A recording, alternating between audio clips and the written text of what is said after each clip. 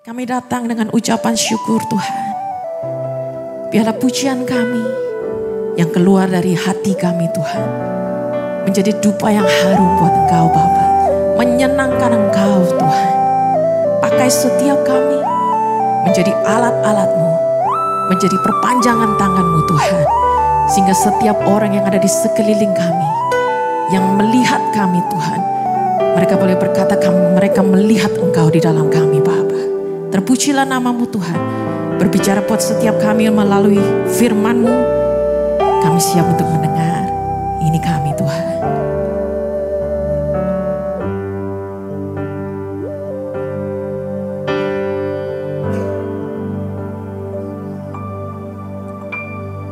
Ku datang ya Bapa dalam kerinduan, memandang keindahan-Mu. Ku berikan segalanya, semuanya yang ada. Ku ingin menyenangkan hati-Mu, oh Tuhan. Katakan bersama. Ku datang ya Bapa dalam kerinduan, memandang keindahan-Mu. Ku berikan segalanya, semuanya yang ada. Ku ingin menyenangkan hati-Mu, oh Tuhan. Jadikan aku indah yang Kau pandang mulia, seturut karya-Mu di dalam hidupku. Ajarku berharap hanya kepada-Mu, taat dan setia kepada-Mu Tuhan. Mari jemaat sendiri katakan pujian dari Allah. Ku datang ya Bapa. Ku datang ya Bapa dalam kerinduan, memandang keindahan-Mu. Kami berikan segalanya Tuhan. Ku berikan segalanya, semuanya yang ada. Dan ku ingin menyenangkan hati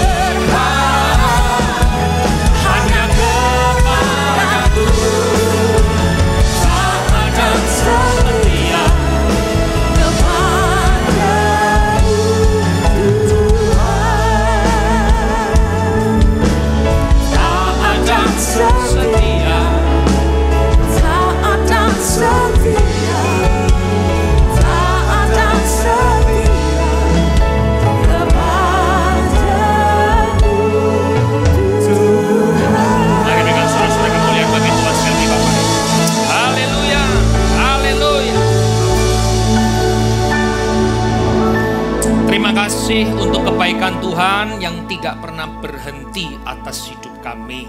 Kami hari ini Tuhan Yesus percaya bahwa sampai detik hari ini tangan Tuhan selalu menolong kehidupan kami.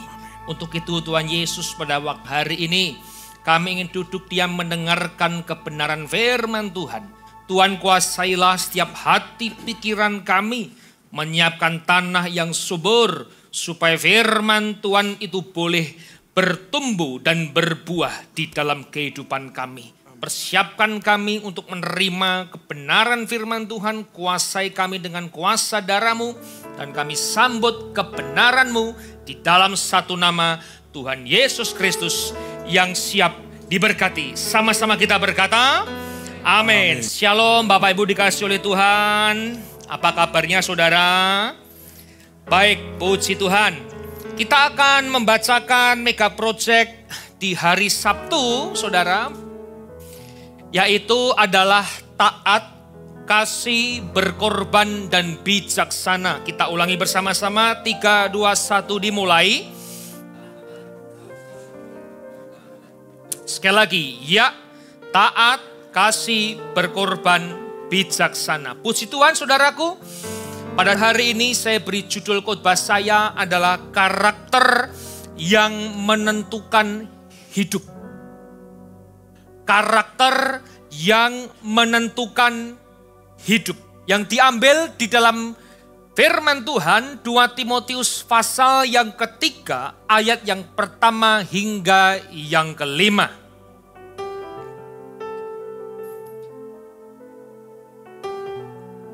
Ketahuilah bahwa pada hari-hari terakhir akan datang masa yang sukar. Manusia akan mencintai dirinya sendiri dan menjadi hamba uang.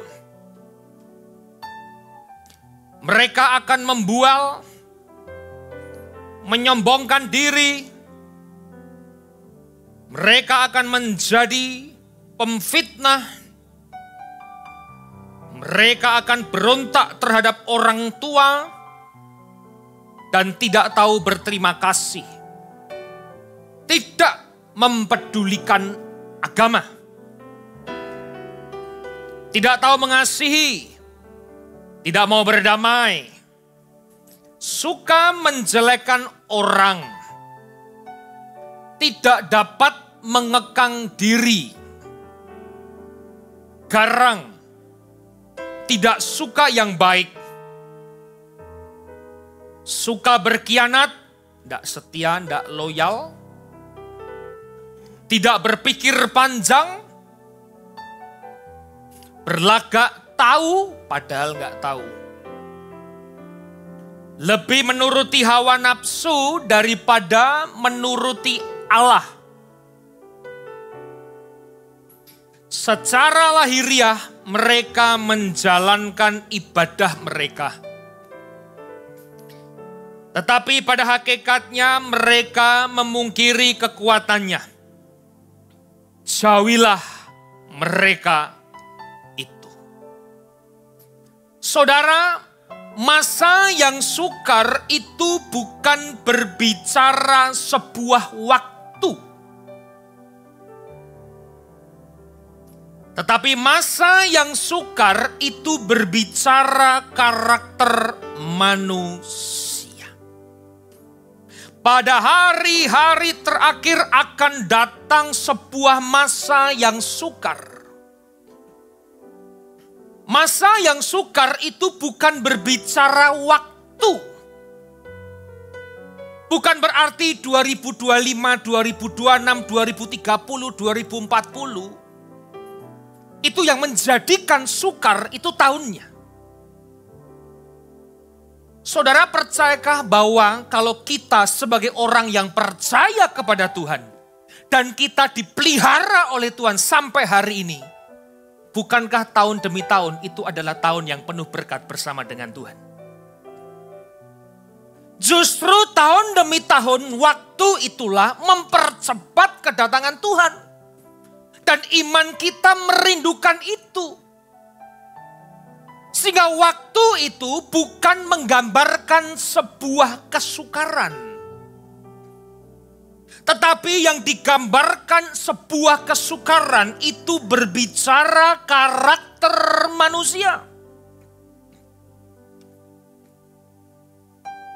Kalau orang bilang begini, tahun depan mungkin akan semakin susah. 2 tahun lagi semakin susah. Masa resesi, bukan hanya resesi. Banyak kejadian yang terjadi. Itu bukan bicara waktu. Tapi kesukaran itu berbicara sifat Anda dan saya. Saudara kalau lihat di ayat yang kelima, saudaraku. Secara lahiriah mereka menjalankan sebuah ibadahnya. Sifat manusia yang tidak baik bukan hanya ditemui di luar gereja. Tetapi sifat karakter manusia yang tidak baik itu ditemukan di dalam orang-orang yang beribadah kepadanya. Sehingga kalau melihat orang yang mencintai diri, orang yang egois, orang yang diperbudak oleh duit, orang yang suka membual, orang yang sombong, tidak usah lihat di luar gereja. Firman Tuhan mencatat justru di dalam gerejalah, di dalam ibadahlah ditemukan banyak orang seperti itu. Dan saya harap hari ini Bapak Ibu yang datang ke gereja ini jangan punya sifat seperti itu, katakan. Jangan beribadah tapi hamba duit. Jangan beribadah kita jadi pemfitnah. Jangan beribadah kita nggak tahu terima kasih. Jangan beribadah kita nggak pedulikan agama. Jangan beribadah kita nggak mau berdamai, nggak mau mengasihi, suka jelekan orang. Dan itulah yang terjadi di dalam kekristenan. Sehingga waktu itu bukan kesukaran Bapak Ibu. Tapi karakter manusia itulah kesukaran. Sehingga bagi orang percaya, tahun tidak mempengaruhi yang namanya kesukaran. Tapi karakter kitalah itu yang mempengaruhi kesukarannya. Saudara harus yakin bahwa hari ini kalau Tuhan memang mau datang lebih cepat, kapanpun dia bisa datang dan iman kita percaya akan hal itu. Sehingga waktu bukan menjadi masalah. Tapi karakter manusia itulah yang menjadi kerusakannya, kesukarannya. Maka saudara jangan jadi orang Kristen yang beribadah tapi tidak punya karakter yang baik. Jangan orang yang rajin ibadah tapi tidak punya sifat yang baik. Jangan rajin melayani kalau tidak punya karakter yang baik. Apalagi yang pelayan Tuhan. Anda dilihat sama jemaat di atas mimbar. Anda dilihat sama orang-orang yang memperhatikan hidup saudara. Itu terlebih harus memperhatikan hidupnya. Kehidupan yang rusak ada karena karakter yang rusak. Kehidupan yang rusak itu ada karena karakter yang rusak.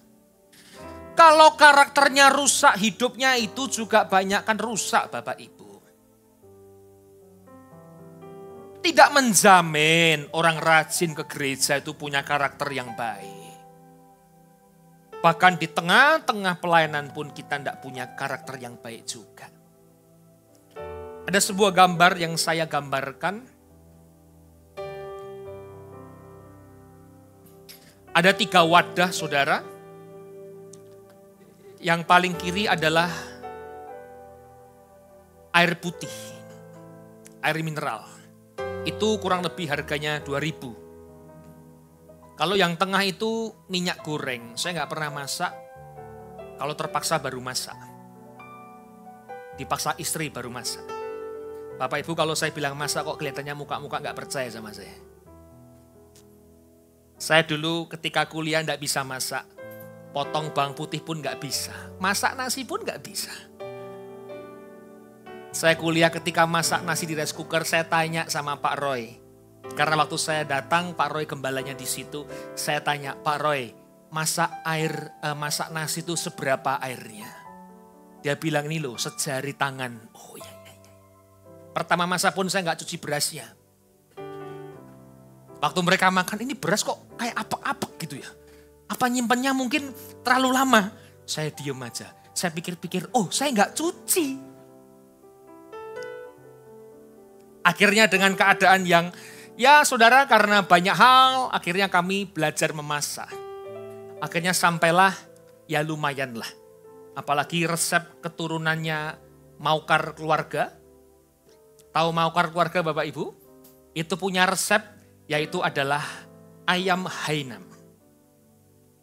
Wah, saya belajar banyak sama gembala senior cara masak ayam Hainam yang benar. Tapi kalau nggak dipaksa saya nggak mau masak. Saudara, yang satu lagi paling kanan itu adalah sebuah tempat yang diisi oleh parfum. Parfum mungkin paling mahal ya 5-10 juta. Mungkin ada yang lebih, ada yang ya jutaan lah. Saudara, tempatnya sama. Satu gelas atau satu wadah, tapi isinya berbeda-beda. Ada yang murah, ada yang setengah murah, ada yang mahal. Ada yang murahan, ada yang setengah murah, ada yang kemahalan. Isinya berbeda-beda, tapi tempatnya itu sama. Nah hari ini saudara, yang terpenting itu adalah isinya. Bukan casingnya. Apakah hidup kita ini memiliki isi yang baik atau tidak? Banyak orang mendandani fisiknya, mendandani wadahnya. Tapi isinya gak pernah didandani. Ada orang yang betul-betul memperhatikan penampilannya. Tapi isinya gak pernah diperhatikan. Berapa banyak orang yang mungkin lebih cantik, lebih ganteng saudara. Tapi hatinya gak pernah dicantikin, gak pernah digantengin tuh. Hanya memperhatikan luarnya, botolnya, casingnya diperbanyak, diperbaiki. Hanya fokus kepada jasmaninya, tapi isinya, rohaninya tidak pernah diperhatikan. Dan celakanya orang Kristen bukan melihat isi, tapi melihat casing. Saudara bisa mengukur kebaikan Tuhan dari casingnya. Itu celakanya. Kalau orang itu mungkin yang tadinya mungkin biasa-biasa diberkati Tuhan punya uang yang cukup banyak, kita bisa mengukurnya itu Tuhan baik. Kenapa ukuran kita tidak pernah mengukur isinya, hanya mengukur casingnya? Bukankah orang-orang yang kaya, yang berpenampilan biasa pun banyak di gereja PCW? Coba lihat kanan kirimu, jangan-jangan tetanggamu tukang nomerat Bapak Ibu. Biasa-biasa penampilannya tapi duitnya banyak, waduh ngeri Pak. Tapi ingat, duit banyak jangan disimpan kelamaan, nanti berkarat, itu kata Pak Henry Ang. Dunia tuh ngengat dan berkarat karena nyimpennya kelamaan. Kalau dikasih Tuhan berkat jangan lupa disalurkan sama orang lain, katakan. Itu, disimpan jadi karat. Tapi orang gak habis akal, disimpan pakai kapur baru dikasih exhaust supaya gak berkarat. Yang penting isinya Bapak Ibu, bukan casingnya. Jangan mengukur orang hanya dengan casing, harus diukur dengan isi. Jangan mengukur orang hanya pelayanannya, tapi lihat isinya. Jangan mengukur orang rajinnya beribadah, tapi lihatlah isinya. Itu yang dilihat. Jadi saya pendeta Pemusik siapa ini musik? Waduh, Pak Isa. Belum tentu kita rajin melayani, isinya baik. Perhatikan baik-baik Bapak Ibu. Kita lihat terusnya, Yohanes pasal yang keempat ayat 34.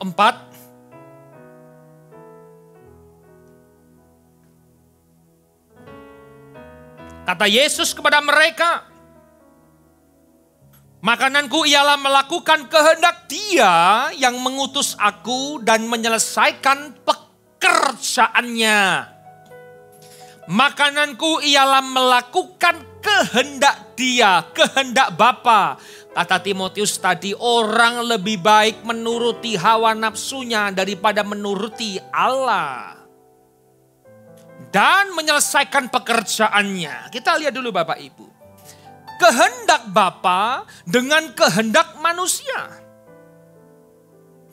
Kehendak Bapa itu bicara apa? Bicara isi hati Tuhan. Bicara kesukaan Tuhan. Kalau kehendak manusia itu bicara isi hati manusia dan dipenuhi oleh nafsu. Kehendak Bapa itu tidak mengandung nafsu, tapi mengandung perintah. Tapi kehendak manusia itu mengandung yang namanya epitumia atau sebuah nafsu. Terbukti ketika tidak dipenuhi keinginannya, manusia akan cenderung marah dan cenderung akan kecewa. Karena nafsunya nggak dipenuhin. Nah saudara, hari ini manakah yang kita pilih? Saudara memilih kehendak Bapa menyenangkan hati isi Tuhan atau menyenangkan hatimu sendiri?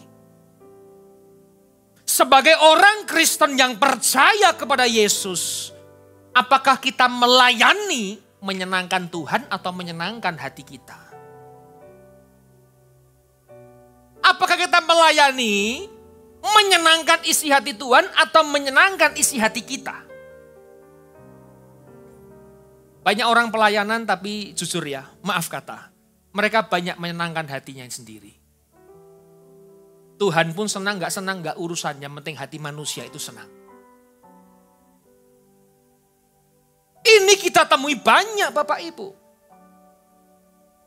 Nanti kalau AC-nya dingin, kedinginan Pak, tolong dikecilkan.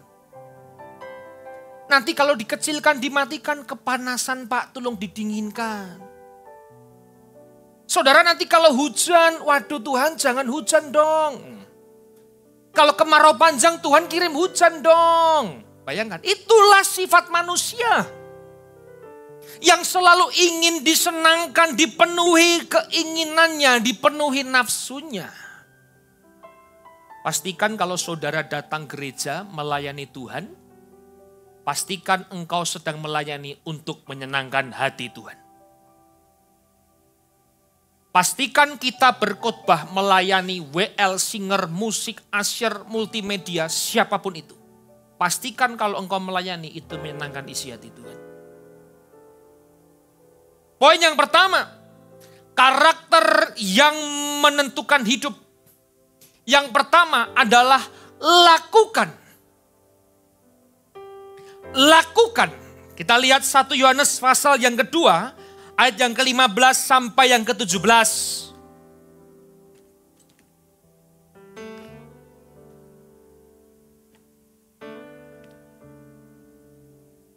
Janganlah kamu mengasihi dunia dan apa yang ada di dalamnya.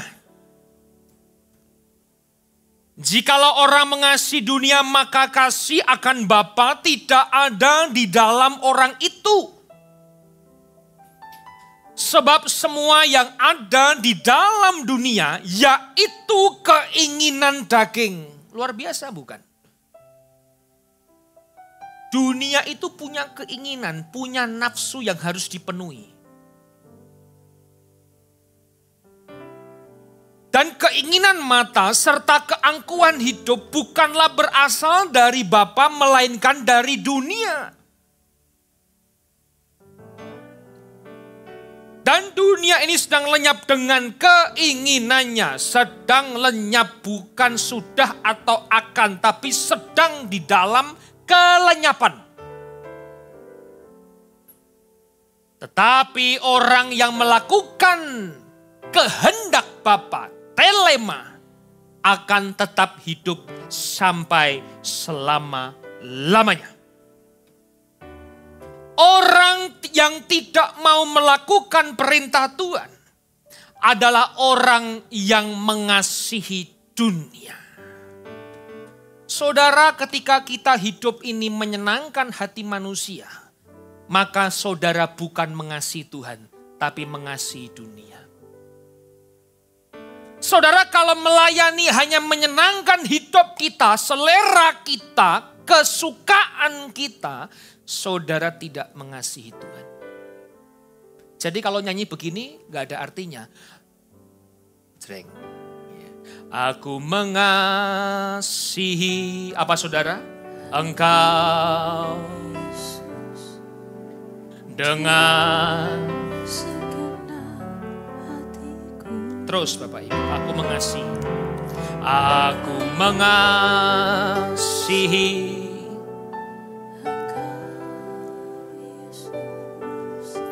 dengan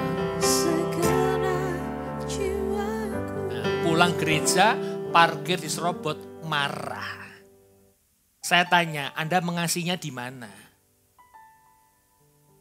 Ku renungkan firman-Mu siang dan malam. Di gereja otaknya besok gimana nipu orang ya? Besok saya gimana ya caranya bisa nipu orang? Nanti malam pulang gimana ya cara minta uang sama suami saya? Kekerasan atau kasih? Di mana kata mengasihinya?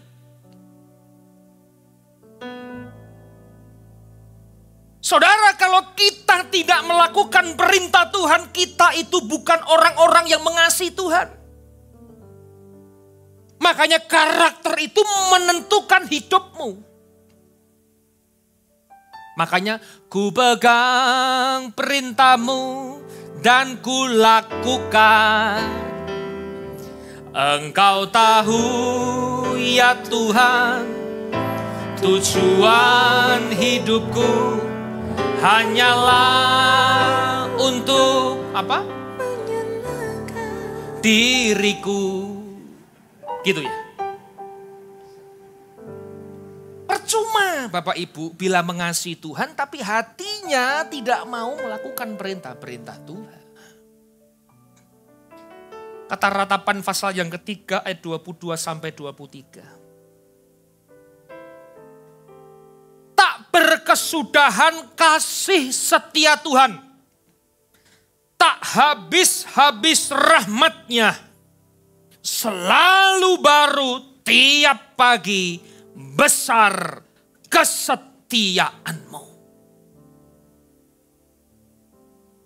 Saudara, kasih Tuhan tidak pernah berkesudahan dalam hidup orang yang percaya. Rahmat-Nya selalu tidak pernah bisa habis.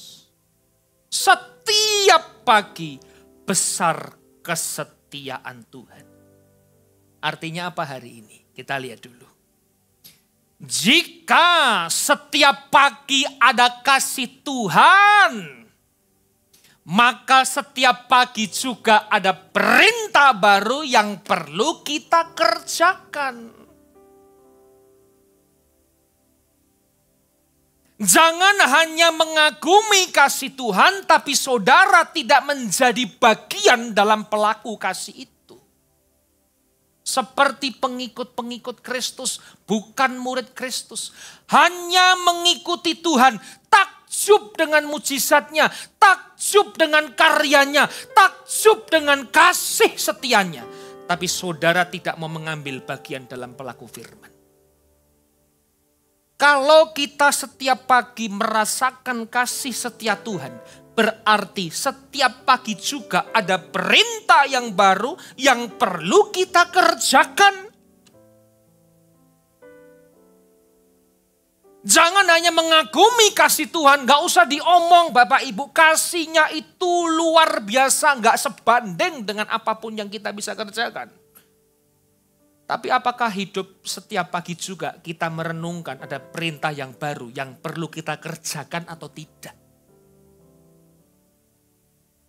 Yohanes pasal 14 ayat 15 dan 21. Begini firman Tuhan. Jikalau kamu mengasihi aku, kamu akan menuruti segala perintahku.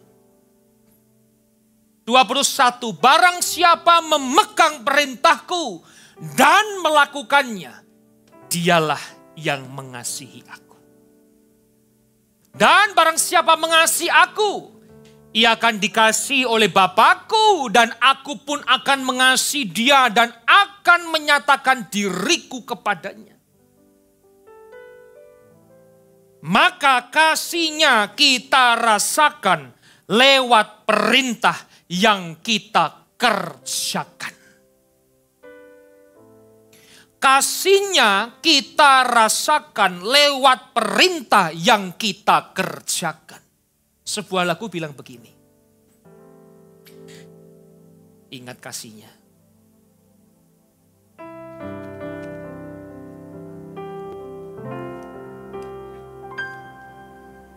Ingat kasihnya. Ingat kebaikannya. Apa saudara? Dan anugerahnya selamatkanku. Terus? Dan kasihnya setinggi langit. Kasih setia Allah pada kita. Besar kasih Allah pada kita. Kalau ingat kasihnya, ingatlah perintahnya.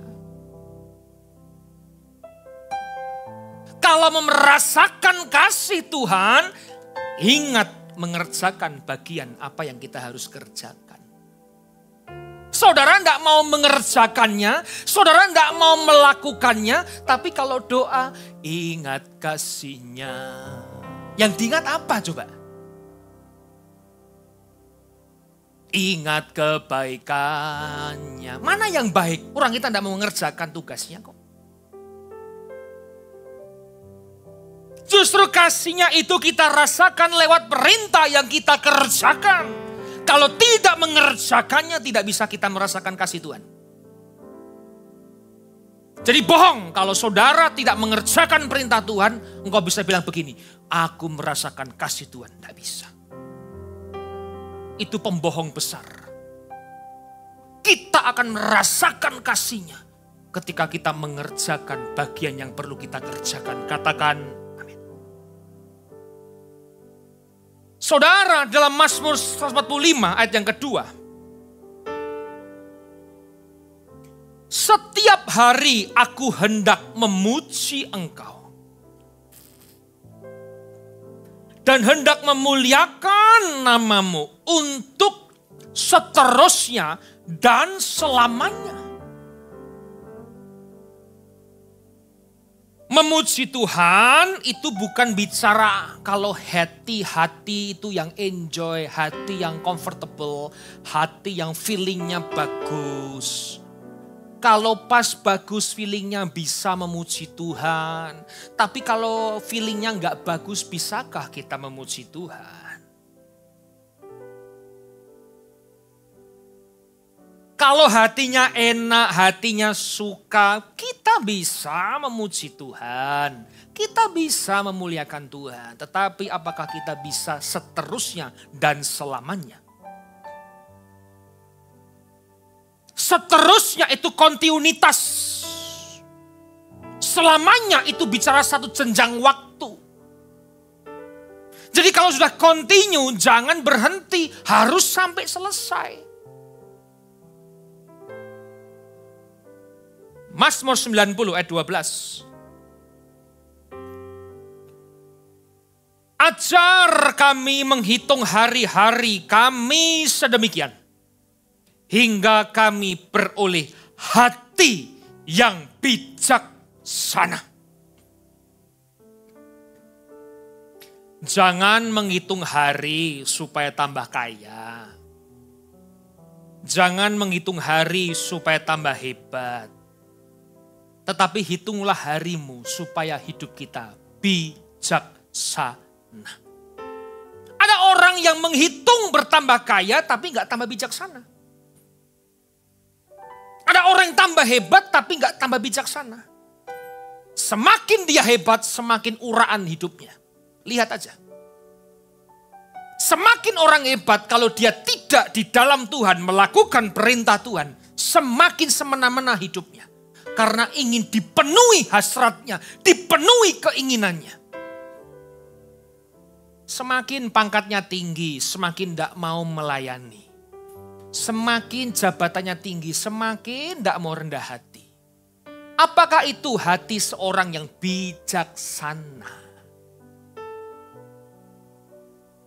Orang bisa hebat dalam pelayanan, belum tentu hidupnya itu punya kebijaksanaan yang dewasa.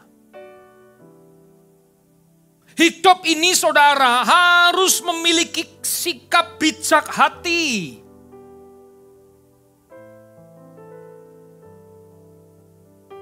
Bagaimana ketika kita mengambil sikap, mengambil keputusan, mengambil komitmen, mengambil apapun yang kita akan ambil itu dengan bijak. Bukan dengan duit, bukan dengan kekayaan, bukan dengan power, bukan dengan channel saudara. Tapi sikap yang bijaksana. Amsal 10 ayat yang ke-8. Siapa bijak hati memperhatikan perintah-perintah. Tetapi siapa bodoh bicaranya akan jatuh. Orang yang bijaksana itu selalu memperhatikan perintah-perintah. Kita nyetir itu ada aturannya. Tidak bisa dilanggar. Gampang saudara. Di depan gereja kami yang di Solo. Itu tidak boleh langsung putar balik. Ada tandanya. Saya bisa ngetes orang itu bijak apa enggak gampang. Pak saya jemput ya Pak ke gereja. Ya jemput. Saya duduk, saya diam aja. Wah ini putaran gereja ini. Saya tunggu-tunggu. Oh bijaksana Pak. Ke kanan dulu, putar balik, baru belok kiri, masuk gereja. Tapi justru pengerja Tuhan sendiri.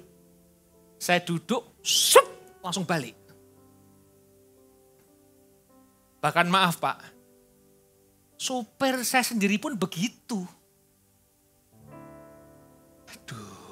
Saya bilang sama supir yang nganterin saya. Kalau minggu itu saya punya supir pribadi. Itu yang setia kerja, minggu pun dia kerja. Bukan buat saya, kerja buat Tuhan. Nganterin saya pelayanan. Dia putar balik, set. Saya bilang begini, kamu tahu nggak tandanya itu? Tahu Pak. Kenapa kamu lakukan? Ya Bapak, nggak keburu waktunya kalau nggak putar balik. Kamu bijaksana sekali omonganmu itu, saya bilang. Melebihi pendeta, kamu yang khotbah aja lah.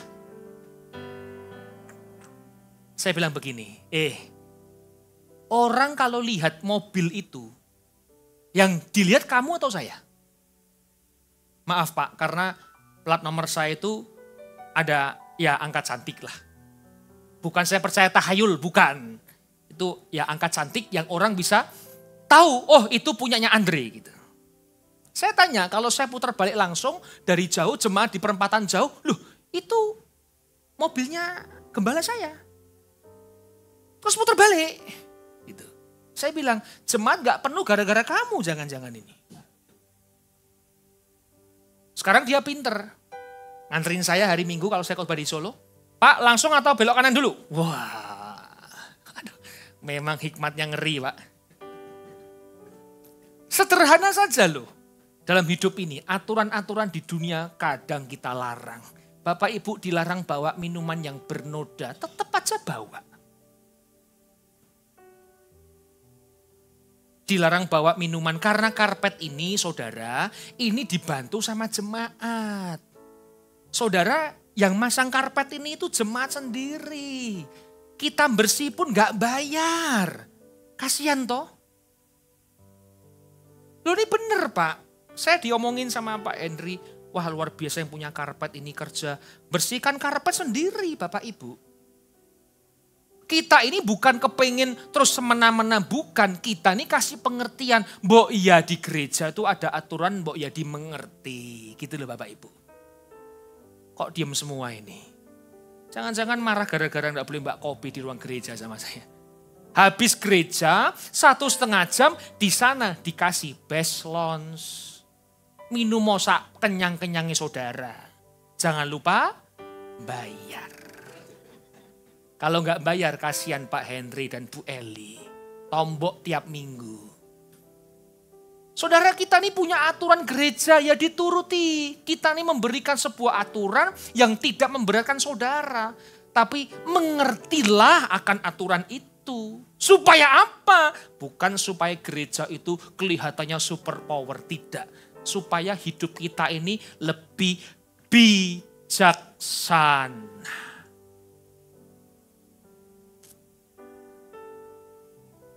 Poin yang kedua, karakter yang menentukan hidup. Yang kedua adalah selesaikan. Banyak orang melakukan, tetapi tidak semua dapat menyelesaikan.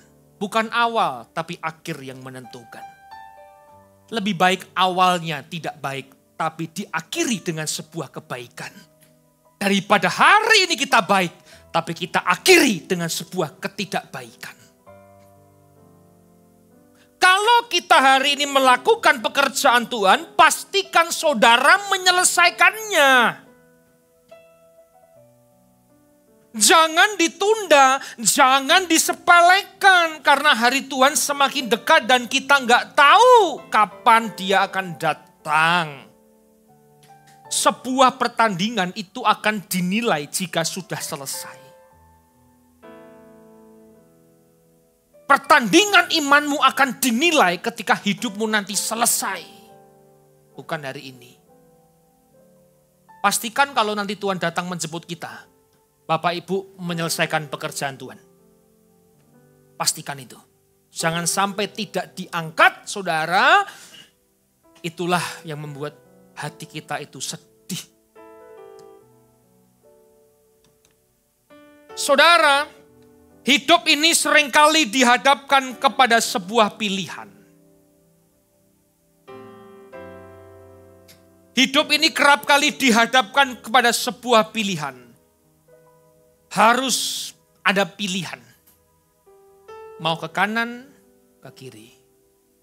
Tetap bak kopi atau enggak bak kopi.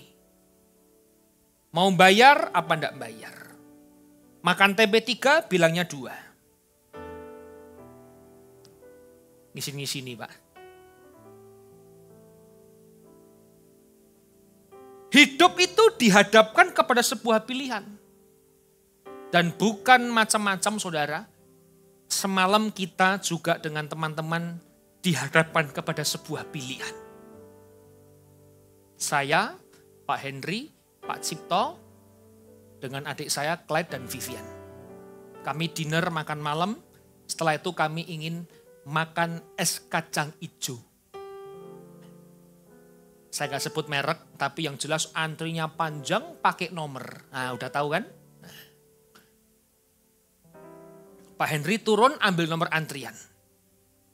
Saya dengan adik saya Clyde nyusul, saya tanya Pak nomor berapa Pak Henry? 46. Oke. Sekarang berapa yang diservis? 32. Wah antrinya panjang saudara. Udah kita bisik-bisik. Gimana terus enggak? Pulang apa enggak nih? Pulang apa terus? Sebuah pilihan. Saudara. Nomor 33. Wah, kita nunggu terus, sabar aja. 35, nunggu lagi. Udahlah kelamaan B, udah 20 menit pulang dah yuk, pulang. Ada satu engkongko sama tadi Caci, di sebelah kita denger yang kita omongin. Pulang dah kelamaan, nanti setengah jam. Nah, diginiin. Nggak apa-apa kok, bareng kita aja. Nomor berapa kok? 36. Wow, kurang satu toh, hebat nggak? Kita 46, yang di servis 35, engkohnya ini 36, kurang satu nomor. Bapak Ibu jadi saya gimana? Jujur. Ayo kok bareng aja, kok nggak apa-apa, nggak masalah.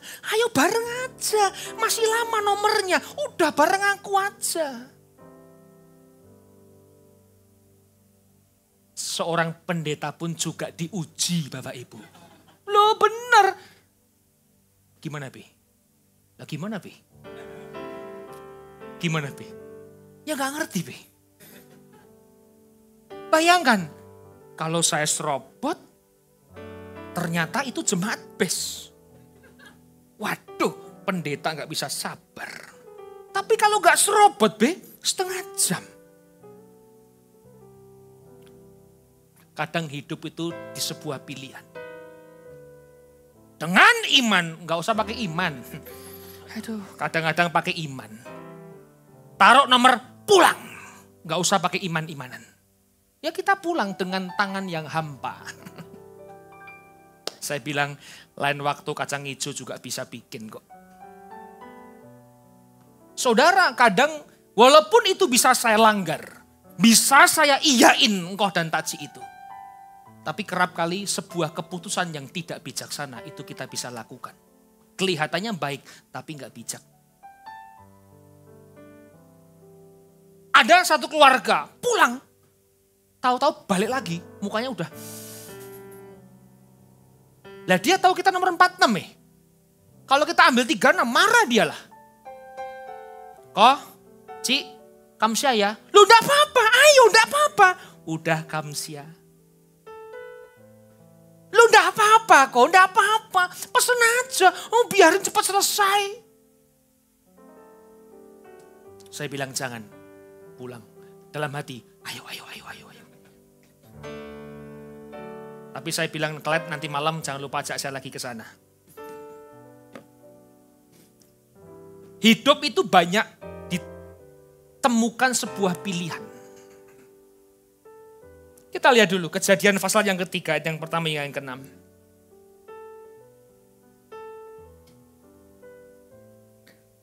Adapun ular ialah yang paling cerdik dari segala binatang di darat yang dijadikan oleh Tuhan Allah. Ular itu berkata kepada perempuan itu, tentulah Allah berfirman, semua pohon dalam taman itu jangan kamu makan buahnya. Ini Allah yang berfirman.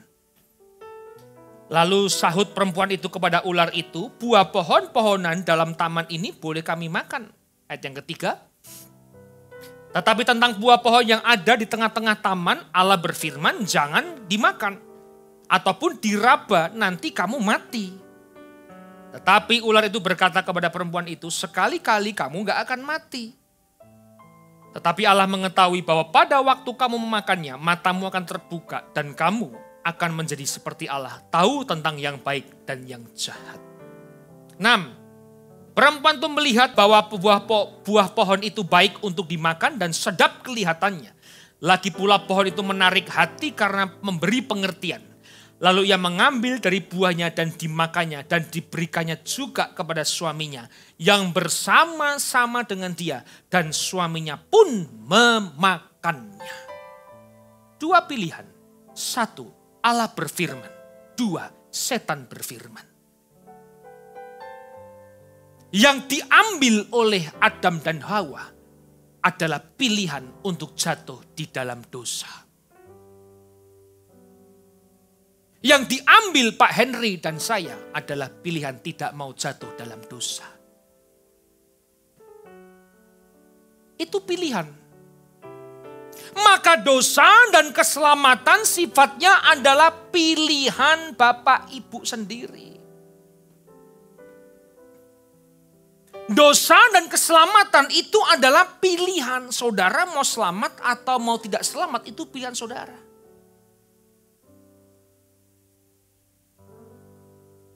Tidak ada yang namanya dosa itu takdir. Dosa itu bukan takdir, dosa itu pilihan. Tidak ada namanya takdir di dunia ini bagi kami. Yang ada adalah jalan Tuhan. Kami orang percaya tidak pernah percaya takdir, percaya Hong Shui, percaya Xiu. Kami orang Chinese, saya orang Chinese. Saya bukan percaya, tapi saya menghormati adat leluhur saya. Contoh, ada perdebatan antara orang kalau di depan kuburan, tidak boleh pegang hiu gini-gini. Katanya menyembah orang mati. Ada lagi, kalau pergi ke rumah duka, pulang harus cuci muka atau mandi. Itu adat saya. Dari kecil dididik, kalau pulang dari kuburan, adiasa, mandi. Kalau enggak, rohnya ngintil. Saya berpikir, waktu di adiasa, berdoa, supaya Tuhan engkau sudah panggil kembali arwah almarhumah ini di tempat sisi. Ya aduh, kalau pulang rumah katanya bisa ngintil. Jadi mana yang benar? Satu waktu engkong saya ketika dipanggil Tuhan,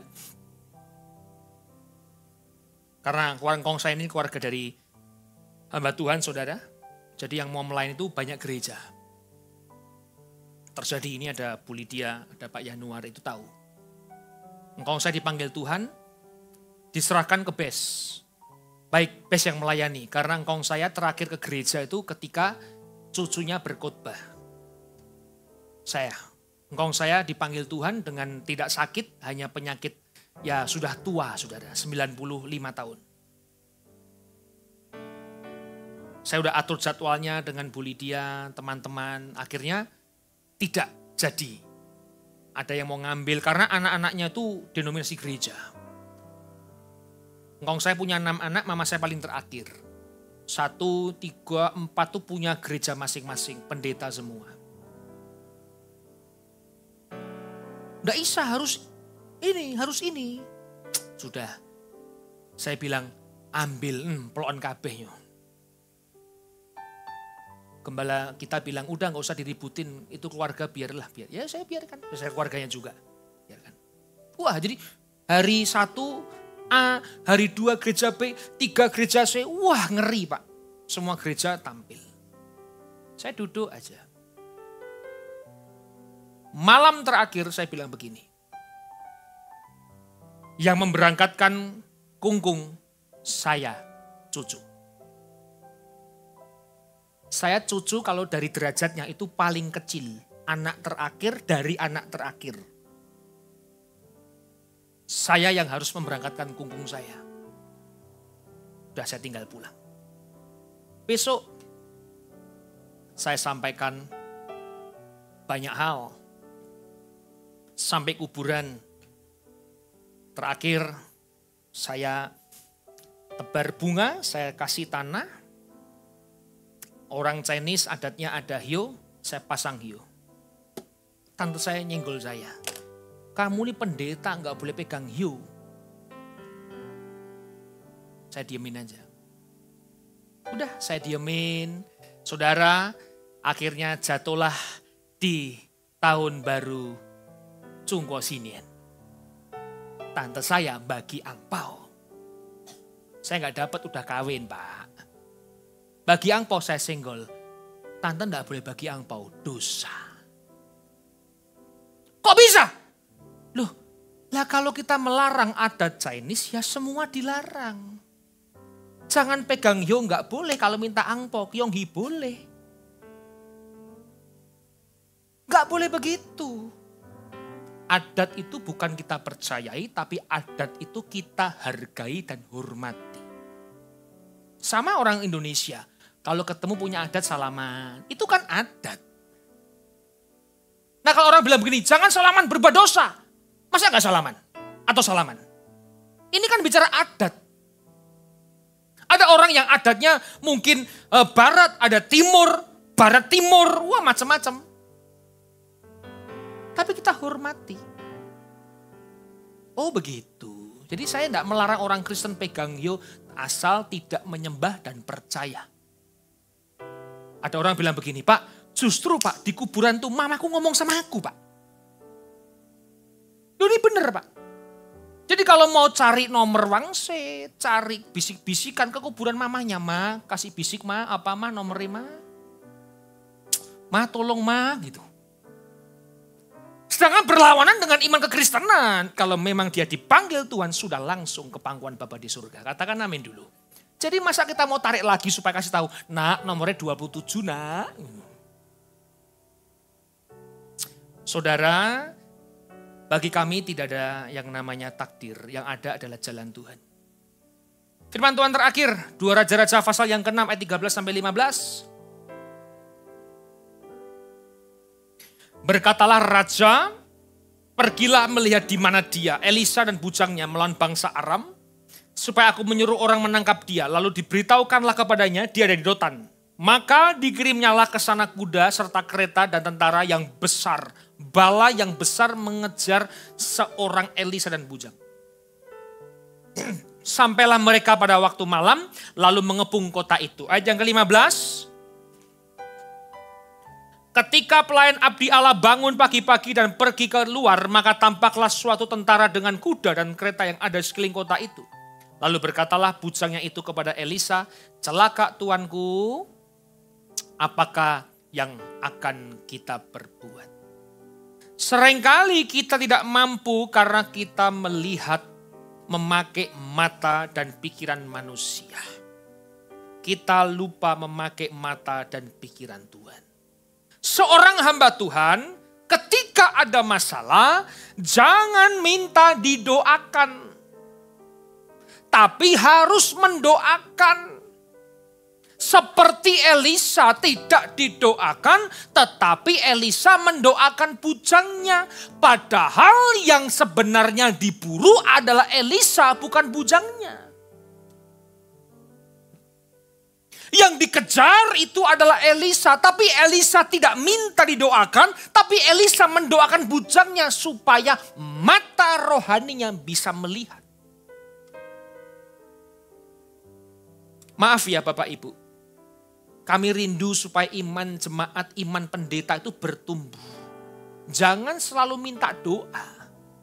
Kalau kita minta doa, bisa jangan-jangan berarti saudara itu tidak bisa melihat Tuhan dengan kacamata rohanimu. Seolah-olah hamba Tuhan tangannya pendeta ini manjur. Jadi hamba Tuhan, jadi pelayan Tuhan, jadi jemaat Tuhan, dolosnya Tuhan. Kalau ada masalah itu berdoa sendiri dan bahkan harus mendoakan.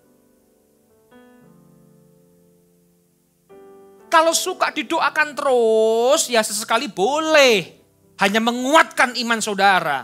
Lebih percaya, lebih yakin boleh. Tapi jangan terus. Pak doakan Pak, Pak doakan Pak, Pak doakan Pak. Loh, dia berarti tidak bisa melihat masalah itu dengan kacamata rohani. Seperti bujangnya. Tapi hari ini Anda dan saya adalah orang-orang yang bisa melihat masalah dengan kacamata Tuhan. Katakan amin dulu. Seperti Elisa. Dia nggak minta didoakan. Karena Elisa yakin yang menyertainya lebih besar daripada masalahnya. Jadi jangan memakai kuasa digunakan untuk berbuat jahat. Tapi pergunakan kuasa yang Tuhan beri untuk berbuat baik. Samalah kita semua kalau dalam melayani penuh dengan maksud intrik tertentu. Saudara, jangan sampai kuasa yang diberikan Tuhan kita berbuat jahat. Gunakan kuasa yang Tuhan beri untuk berbuat baik. Jangan sampai Matius 7 berlaku. Aku tidak kenal kamu Pak. Usir setan demi nama Tuhan. ngusir setan demi nama Tuhan, sembuh demi nama Tuhan. Kuasanya nggak salah, tapi kuasa yang digunakan untuk berbuat jahat itu yang salah. Kuasanya nggak pernah salah. Tapi karena kuasanya digunakan untuk berbuat jahat, maka Tuhan tidak berkenan. Sama hari ini, kalau melayani jangan pernah kita itu hitung-hitung sama Tuhan. Saudara di gereja melayani kayak saya pendeta. Kalau khotbah minta tarif, minta duit PK berapa, jemaat berapa. Udah enggak usah. Jadi nanti ujung-ujungnya adalah kuasa itu kita gunakan untuk berbuat jahat. Sudahlah kalau Tuhan beri talenta, Tuhan beri kuasa. Pergunakan itu untuk berbuat baik sama orang. Ya puji Tuhan lah teman-teman, yes. Tuhan pakai dengan dahsyat. Bisa jadi terang bagi banyak gereja di luar BES. Mereka kalau khotbah itu mesti izin sama saya rata-rata. Pak boleh nggak Pak khotbah di gereja lain? Oh boleh. Acara apa? Ini Pak Komsel. Oh ya. Boleh ya. Habis khotbah saya telepon. Dapat PK nggak? Aku nggak mau terima kok. Tapi dipaksa-paksa. Dapat apa enggak? Muter-muter aja ngomongnya. Dapat Pak. Terus kamu apakan? Kasih gereja kok. Berapa jumlahnya? 1 juta. Berarti kamu buka amplopnya dulu baru kasih gereja. Kalau dikasih captio kamu kasih berapa saya tanya. Nah saudara. Enggak masalah. Saya ingatkan anak-anak muda kalau engkau dipakai Tuhan. Engkau punya kuasa, jangan gunakan untuk berbuat jahat, tapi gunakan untuk berbuat baik. Terus, hari ini kita diberi kebebasan mau menyelesaikannya atau tidak. Itu pilihan saudara. Kalau gereja, lebih baik selesaikan. Mari Bapak Ibu, kita selesaikan pekerjaan Tuhan. Karakter yang menentukan hidup, lakukan dan selesaikan. Kita bangkit berdiri bersama-sama. Tuhan Yesus memberkati. Haleluya, haleluya. Milikilah karakter yang baik. Karakter itu menentukan kehidupan. Orang beribadah belum tentu baik karakternya. Orang beribadah belum tentu hormat dengan orang tuanya. Orang melayani belum tentu dia tidak menjadi pembohong dan pemfitnah. Bahkan kata Timotius, ditemukan di dalam orang-orang yang menjalankan sebuah ibadah. Pastikan hari ini, kalau kita beribadah kepada Tuhan, milikilah karakter yang baik. Pastikan hari ini, kalau kita datang kepada Tuhan dengan karakter yang amat baik.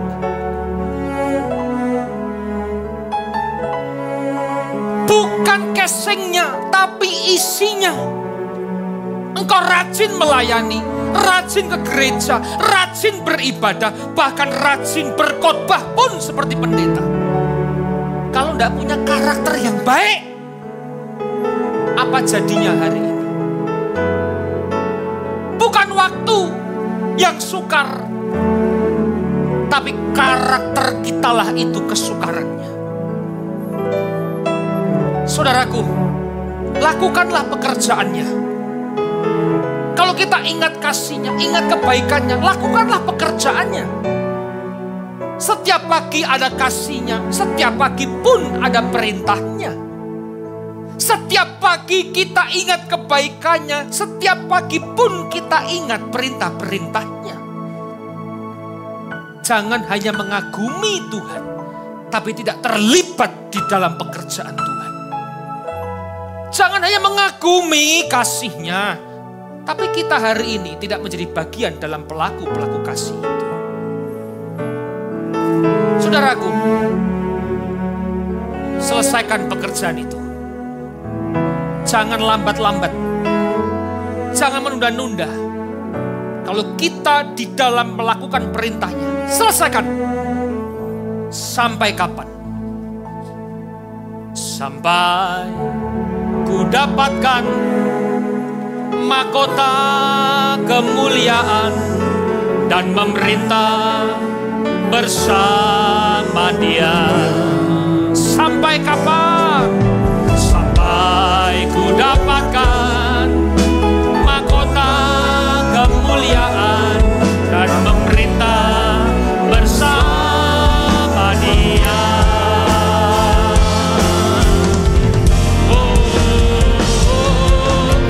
Sampai ku dapatkan mahkota kemuliaan dan memerintah bersama Dia. Sampai ku dapatkan mahkota kemuliaan dan memerintah bersama Dia. Dan memerintah bersama Dia. Dan memerintah bersama Dia. Sorak-sorai kemuliaan bagi nama Tuhan kita. Glory, glory, haleluya, haleluya. Kami berdoa untuk gereja-gereja di muka bumi, bagi para hamba Tuhan sampai kepada semua jemaatnya. Kiranya Tuhan memberkati mereka semua, supaya mereka menjadi berkat dan berdampak, sehingga gereja di seluruh dunia ini dipenuhi oleh jemaat yang mencari Tuhan dengan tulus dan takut. Buat semua hamba Tuhan, buat semua gereja, buat semua jemaat, buat semua pendeta bersatu, rukun dan tidak terpecah-pecah, supaya dunia percaya Yesus itu adalah Tuhan bagi kemuliaan Allah Bapa. Demikian juga untuk gereja di mana kami Engkau percayakan untuk mengembalakannya, yaitu gereja Blessing in the Spirit. Bapa di surga, kami berdoa untuk setiap persembahan, perpuluhan, diakonia dari umat-Mu. Kiranya Tuhan menerima dan membalasnya. Biar persembahan ini berkenan kepada Tuhan. Tuhan beri kemurahan-Mu, balas kebaikan dan kerelaan hati jemaat. Jaga, lindungi mereka, serta pelihara mereka di dalam keluarganya, pekerjaannya, dan kesehatannya. Mari Bapak Ibu, sebelum kita pulang, dekapkan kedua tangan kita di dada. Untuk terima berkat itu pasti dan mudah. Namun yang lebih sulit adalah menjaga hati. Ketika berkat itu kita terima, bisakah kita tetap rendah hati, tidak kikir dan tidak sombong? Firman-Nya mengingatkan, jagalah hatimu dengan segala kewaspadaan, karena dari hatilah itu terpancar kehidupan. Jemaat yang dikasihi oleh Tuhan, engkau pulang menjadi berkat, dan engkau pulang menerima berkat rahmat anugerah dari Allah Bapa di surga. Di dalam putra tunggalnya Yesus Kristus yang telah mati bagi dosa kita. Dan Dia bangkit pada hari ketiga. Sehingga kita menyembah Tuhan Allah yang hidup. Dan iman kita bukan kepada Tuhan Allah yang mati. Dan Dia naik ke surga untuk menyediakan rumah bagi kita. Sehingga kita punya pengharapan yang pasti. Dan Dia akan datang kembali untuk kedua kalinya. Menjemput gerejanya, menjemput umatnya yang berjaga-jaga, kudus, dewasa, dan bijaksana, serta menghakimi seluruh dunia. Dan di dalam persekutuan dengan Roh-Nya yang kudus, membuat hati kita berkobar-kobar, membuat roh kita menyala-nyala dalam kasih semula. Roh Kudus yang menghibur, menguatkan, memelihara, menginsyafkan dosa kita, menuntun dan memimpin kita kepada kebenaran dan kekudusan, serta menjadikan kita saksi Kristus mulai hari ini sampai Maranatha, Yesus datang menjemput kita. Kita akhiri dengan doa yang diajarkan Bapa kepada kita.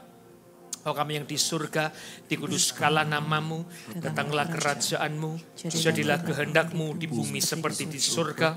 Berikan kami pada hari ini makan kami yang secukupnya, dan ampunilah kami akan kesalahan kami, seperti kami juga mengampuni orang yang bersalah kepada kami. Dan janganlah bawa kami ke dalam pencobaan, tapi lepaskanlah kami daripada yang jahat, karena Engkau yang punya kerajaan dan kuasa dan kemuliaan sampai selama-lamanya. Amin. Firman-Mu, ceritakan kasih-Mu,